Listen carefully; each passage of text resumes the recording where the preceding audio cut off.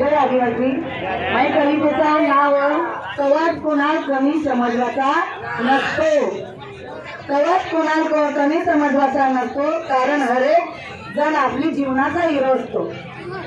कवा कुणाचा नशीब बनेल ही सांगता येत नाही, कोणा लहान किंवा मोठा समजवाचा नाही, कोणी अमीर आणि गरीब त्यांची कवा फरक करवायचा नाही, म्हणून कवा कोणा कमी समजवाचा नाही।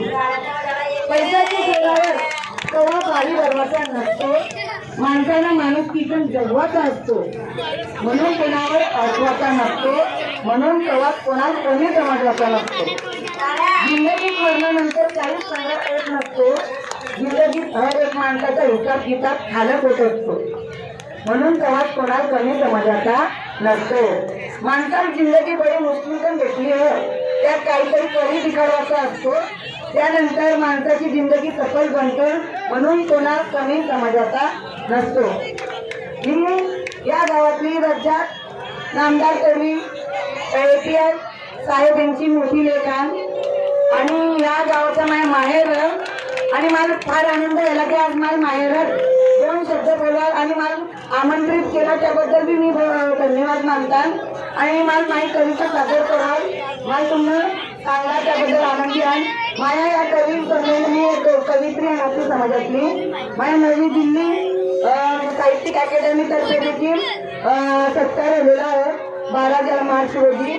त्यानंतर कवित्री म्हणून औरंगाबाद 31 मार्चला देखील सत्कार झाला आणि नरहरी जिरवळ साहेबांतर्फे 23 तारखेला नाशिक मध्ये उत्तम कवित्री म्हणून सत्कार झालेला आहे। मला अभिमान वाटतो की बाबा माई इच्छा आणि माई जो समूह आदिवासी कवी महिला मंडळ आमची इच्छा की समाजासाठी काहीतरी आम्ही करून आणि विशेष म्हणजे महिलांसाठी आणि आमचं मंडळ नेहमी कार्य करत राहणारा महिलांसाठी आणि छोटे मोठे लग्न उद्योग गृह उद्योग चालू करणारा आमची मंडळातर्फे तशीच एक छोटीशी बँक देखील ओपनिंग करायचं आमचा प्लॅनिंग पेढी आणि अजून ज्या महिला असं काही नाही की प्रत्येक महिलेमध्ये गुण असतो, पण महत्वाचा म्हणजे घरचा सपोर्ट महत्वाचा असतो बायांचा।